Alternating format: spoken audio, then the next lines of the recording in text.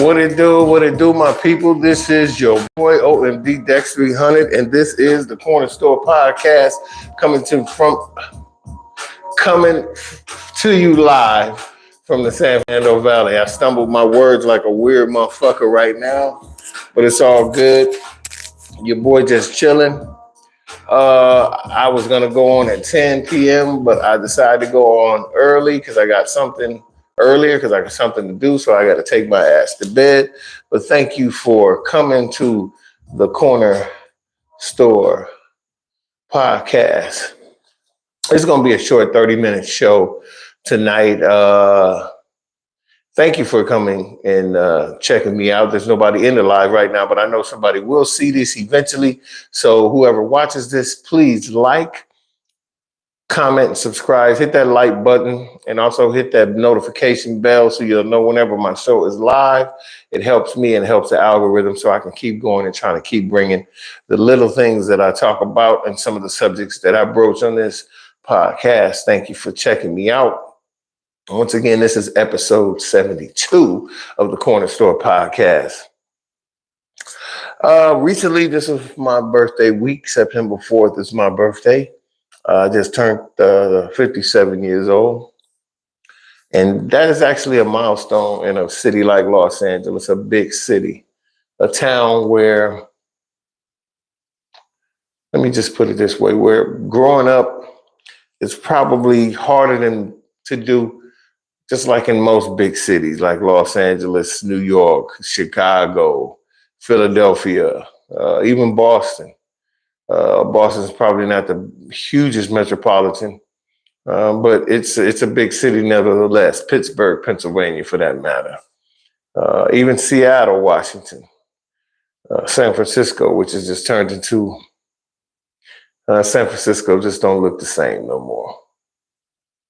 You know, I haven't been there in many moons, but the video and stuff I've seen of it, that's a city. Well, the state of California is in dire need for upgrade. I don't agree with like Republicans or anything like that, but what I do agree with is homelessness is out of control. These streets are filthy, and lawlessness is ridiculous. Ain't really no way to police anything these days other than to do it harshly, I guess. At least that's what they seem to believe, and I think that's a bunch of bullshit. There's ways to get things better on the street. We all know it. They know it. It's just about who's really willing to try to do the shit. You know what I'm saying? Well, basically, I brought up my birthday to say recently, I wasn't really going to talk about this, but recently something had happened where miscommunication. Yeah, miscommunication. I'm going to call it that. Took place over I don't even know if I can call it a function, or it was like a normal thing that this one particular person promotes and does. They have food. The people know who they are. I mean, they can remain nameless because, you know, there's no reason to even bring them up. But anyway, it got to the point where they felt like because they don't be there early or whatever. It was supposed to be like a birthday thing for me or whatever. It just was a clusterfuck. It ended up not really going down. It didn't. I'll just say it like that. And they seem to feel like, you know, I owe them something for that because they had an expense, I guess, to put this. I didn't ask them to do this. I asked them, could I come and chill at one of their events on my birthday, enjoy some of the food on them because it's my birthday and the whole thing. So I had mentioned to the gentleman, I'm not trying to pay for nothing. I'm not trying to pay for a party. I'm not trying to pay for nothing. I'm just trying to come there. Maybe, hell, if they wanted me to pay at the door, I would have. But anyway, it all supposedly got squared away, but just know who you fucking with and know the whole situation. When they explain it to you, if it sounds like, it ain't all the way explained correctly, probably bow out. If things, the promotion of the flyer that you're trying to get, created so they can have some people come there so they can make some money, which I believe ultimately was the whole, reason for this thing. And, people didn't get a chance to show up because the information was given late to the person it's a whole host of things. And then at the end of it, when that person don't, get what they want out of it, you broke and you all this, and they say all these things. That's just funny to me.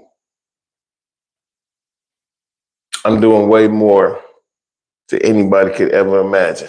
You just don't know it. It ain't none of your business to know. But I'll just say, you can't rock with everybody. Everybody ain't meant to rock with you. You ain't meant to rock with them. What they doing is what they doing. What you doing is what you doing. How everybody do what they do what they do. But just know, looks is very deceiving. I'll just say that. Looks are very deceiving on both parts. Enough of that. This is reported by D.L. Hughley. This is a really trippy story. Some white teenagers in, let me see what part of this, it was somewhere in Massachusetts, Chatham, Massachusetts to be exact, lured a black teenager. These are white teenagers, lured a black teenager, 14 years old, to a local pond in their area. The black teen let them know that he couldn't swim. And they were like, oh, okay, no problem. So they gave him a life jacket to kind of like a flotation device to hang out in the water.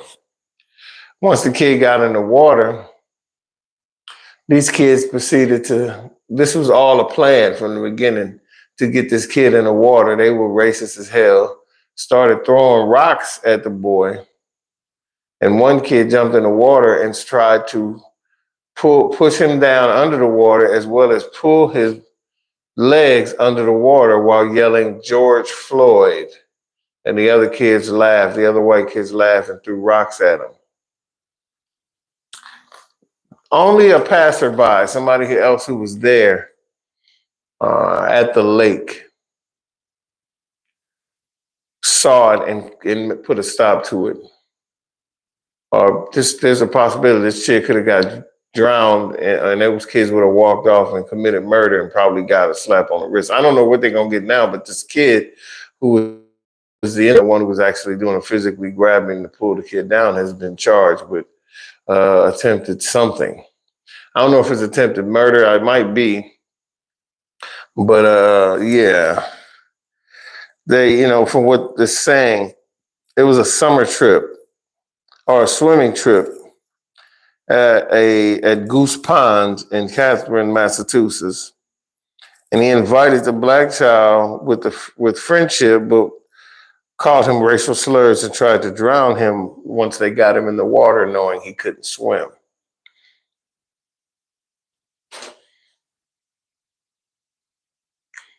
Thank you, D.L. Hughley, for reporting that. That was on Instagram. And the thing that trips me out about, I've talked about this kind of stuff on the pod before, and ain't really nothing to say other than this is going to continue to happen to our children.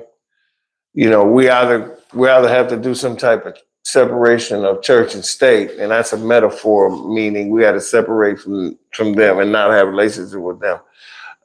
Not knowing, like, especially if you live in a town where that kind of shit goes on, you probably gonna have to distance yourself from them.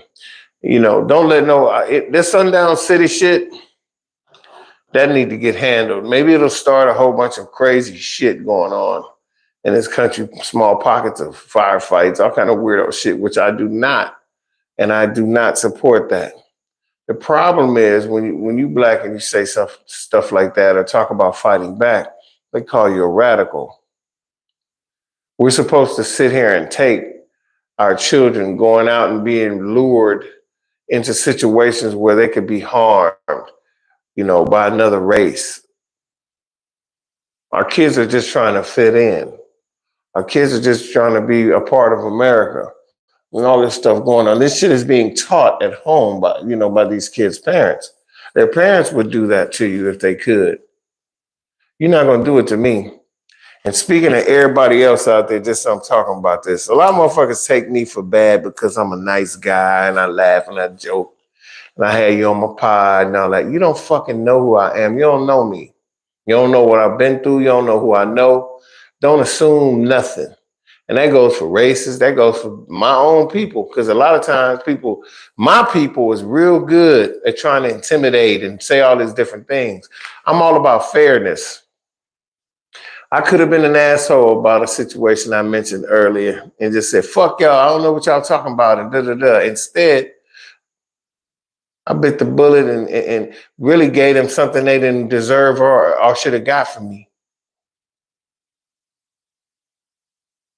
Especially after being insulted by the motherfucking same people. Insulted. But it's cool because I'm telling you, karma is a motherfucker. You ain't got to do nothing to nobody when they did you wrong, especially when you ain't did nothing but try to show them respect, love, and all that. It's all good. These things come back to people, especially the people that think they're doing one thing and really they're doing something totally different. You might be thinking you're going against the grain with the wind blowing your ass another way. And that goes for racist two people too. Let's just keep it a buck. Y'all might think y'all getting away with something. Now your children drowning other kids that's not their same color. And all these things. I know you think you're getting away with a lot. And you are in some regards. Earthly. But there's a spiritual part of this too. We're not talking about after you die or nothing. You still here. And if something comes up here in the near future, I don't care who you are. If you're out there doing dirt, if something comes up in the near future that you're like, damn, why this happening? You'll know why. I don't wish nothing on nobody. You doing this all on yourself. Because can't nobody come back and say, oh, I heard such and such, you was wishing bad shit. No, I don't wish nothing. Ain't no such thing as wish. I ain't no fucking magician. I ain't no sorcerer. I can't wish shit on nobody. But what I can do is tell you this. What I can do is tell you this. When you do dirt, when you do shit to people, when you try to talk tough to them, I can say that because he ain't gonna do what you're doing is you make me go, that's the reason why I switched up and I changed my life and I went and lived out here and I started doing X, Y, and Z. Because I can't live around that because either they gonna go or I'm gonna go. Because motherfuckers be thinking they can just say whatever they want, especially in big, like I said, big cities. That's the reason why Chicago's got one of the highest, murder rates in the city because nobody there want to take shit from each other. And then rightly so, but all the people that's killing each other is the same color. Because they put you in an environment where you got to be dog eat dog and you out there hustling and coming up with these fake ass motherfucking fake ass sayings like, yeah, it's all about clicking and doing shit with each other, but all the time you trying to get over. The world sucks, man. That's why I say the true day ones, anybody you fuck with who you know is there for you. Like somebody I met recently who's showing that she's incredible, credible person. Something that you pray for type situation. And that bond and friendship and relationship is growing stronger every day because you be cool with people and you be real with them. Those are the people you put money into. Those are the people you put your hopes into. Those are the people you stand for. Those are the people when they try something, you back them. Don't be these fly-by-night motherfuckers, especially people of other races that don't like you, and you know they don't. The only way a white person could do something for me is truly show me they give a fuck, and they have to jump through a few hoops. I'm sorry to say that, but it's just facts because you can't trust them as far as you could throw them. A friend of mine who passed away some years ago, I'm looking like about 4 years ago now, he committed suicide. He was a Caucasian gentleman named Chris Rogers. Shout out Chris Rogers, knew Kung Fu and everything. Studied some in martial arts when he went to China. This guy is very worldly, very smart, but he was also very depressed. He was my friend. That cat was there when I really needed him. He didn't have to be. You know, he almost fucked around and became like a real brother to me, a real cousin, something. He was cool. He would come to, I lived in the hood, lived in Baldwin Hills. Dude would drive over to Baldwin Hills, pull up right on the block, like, I ain't tripping, let's get it. What's up with you, man? Because he was a real one. But he got some stuff going on in his head, some depression. When he moved to Florida, and Florida's not the place to move to. I'm gonna tell you that right now. Do not move to no fucking Florida. You'll lose your marbles, or anywhere down south for that matter. California's crazy and wild, but it looked like it's only a few last states that are vestions of places to raise children to think and all that shit, man. I'm telling you, some of these places will drive you insane. States and cities, that is. God rest your soul, Chris, man. I wish I could have been there to talk to dude and tell him, you know what I'm saying, everything gonna be good, don't trip. The world is not as bad as you think. It's terrible, but it's not as bad as you think. You know why? Because life is precious. This is the reason why I'm speaking on this thing about these kids doing this to another kid. They don't understand how precious life is. They was ready to take that boy's life just because of the rhetoric they hear on TV news about race and all these different things. And they're talking about, oh, we want to kill Fannie Willis for trying to. That's the only. This man is indicted in other federal crimes and federal cases in different states. But people are talking about Fannie Willis like a dog. They want to hang her. You know why? Because her skin is black. That's the only prosecutor motherfuckers is going in. Yeah, there's other threats being made to the other federal prosecutors that are trying to charge in New York and all that. But Fannie Willis down there in Fulton County, Georgia, they want her specifically. The Senate's going after her. Congressmen's going after, all kind of Republicans want her because she's a sister that don't take no shit. And all she's doing is her job that she's been paid to do. And if it was a white prosecutor, they'd be calling him gutsy or her gutsy because it's a sister. They're saying she's uppity because we ain't never gonna fit in here. And then knowing that, you got people out there that'll fuck you over that's your same goddamn color, or at least try. And then be tripping when you pull heat on them and blow a hole through their fucking chest, or somebody they think they could send to fuck with you over some little chump change. Let me just tell you this. If people that had the same color as you don't mind trying to tell you some psychotic bullshit, because believe me, it's psychotic. If somebody that looked just like you come at you and you ain't did nothing but been cool to them, it's out of respect. But see, there's a primal thing to that too. And what I mean by primal is there's people out there that call themselves or equate themselves to being alphas when they ain't shit but a fucking beta trying to act super tough. Is this world dog eat dog? You better believe it. But you ain't got to be a dog to eat. Let that sink in. Let's just hope. Let's just hope that people realize, people that look like me, realize what's important. And what's important is making sure your spirit is right. And you try to do the best you can every single day.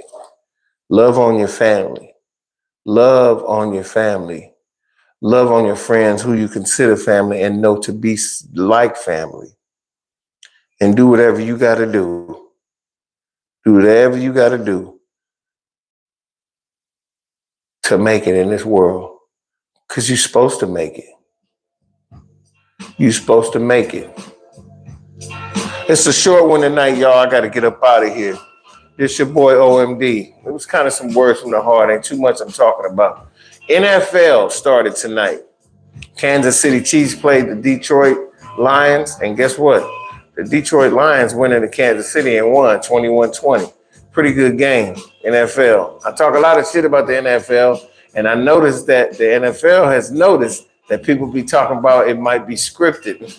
So they're making funny commercials about it and everything. I don't know if it's scripted or not. All I know is there's been some crazy things that happened over the 50, 60 years. Well, it got to be about 40 years I've been watching it.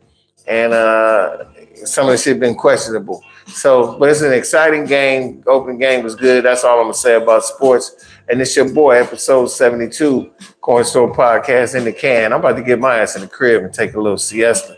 Got to get up in the morning. I'm out.